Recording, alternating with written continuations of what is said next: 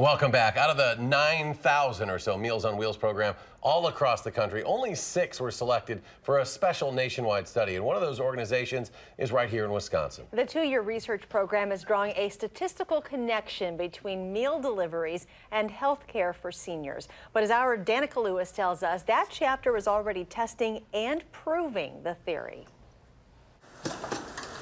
240 is the number? Wow, okay. Looks like it's going to be a busy day today. At Meals on Wheels of Sheboygan County, they pack up a different kind of TV dinner. Each tray is catered to a client's dietary needs, planned out by a nutritionist, each side grown in their garden and fresh from the kitchen.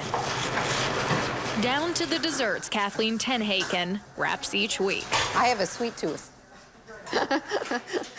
Big time. Kathleen and hundreds of other volunteers aren't just keeping food in homes.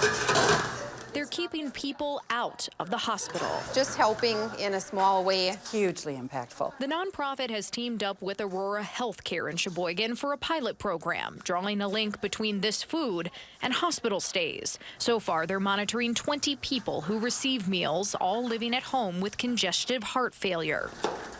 Along with the meal, those patients get questions, gauging health risks they may not identify themselves. This is a physical, personal connection they have with the person who's delivering that meal and asking how they're doing. Aurora's Diane Shu says hospital readmission for those participants is nearly 5% lower than Medicare's average. And that's our mission, helping people to live well. We exist to help people stay in their own homes.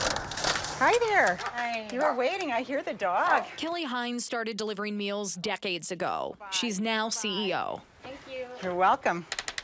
We can feed somebody for a year for the cost of them being in a nursing home for 2 weeks.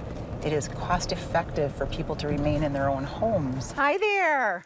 How are you today? Heyn says the delivery is just as important as the food. No, I'm bringing you lunch. I'm bringing you from Meals on Wheels. She says falls are the most common emergency her volunteers see, and statistically, Wisconsin has one of the worst rates in the country. Bye. That somebody's there who cares and is taking the appropriate steps very, very quickly so that your family is not laying alone. It's just unthinkable. While Heyn keeps asking questions, Hi there, Meals on Wheels. she's hearing a number of them about the organization's future funding. Were you dizzy yesterday, too? Do you want to do that, or should I have somebody at Meals on Wheels call for you? The president has proposed cutting hundreds of millions of dollars from certain federal grants and the Department of Health and Human Services. They need to call her right away. Let them know it's part of the Aurora pilot program. This particular Meals on Wheels group is funded entirely by donations, but it may be forced to fill the void left by cuts to other nonprofits and programs that rely on federal help. It's unlike anything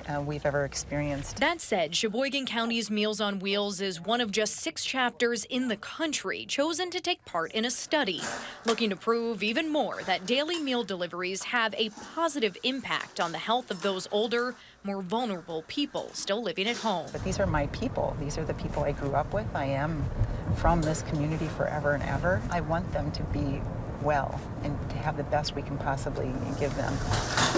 Because if sharing is caring, They felt so connected and felt cared for. caring is making sure they're sharing too. Maybe someday when I get old and gray, they'll help me out. In Sheboygan, Danica Lewis, WISC News 3.